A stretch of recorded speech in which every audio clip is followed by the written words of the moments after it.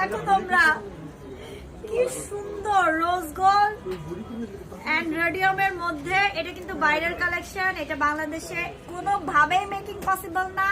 And earrings তো দেখো, wow! কেন তুই আমার সাথে এমন করিস ভাই?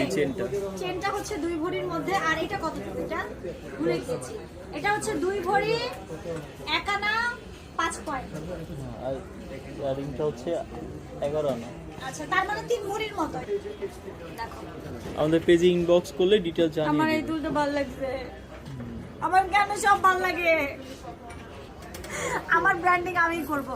আল্লাহ, এটা কি সুন্দর! এই যে এটা হচ্ছে Turkish, this one is Turkish. দেখো টার্কিশ ডিজাইন, এটা হচ্ছে টার্কিশ ডিজাইনের মধ্যে করা, একেবারেই নুড টাইপের একটা ম্যাট টাইপের একটা ডিজাইন। আর এখানে আছে আমাদের এগুলো কিন্তু বাইরের, এগুলো আমাদের দেশে মেকিং হয় না।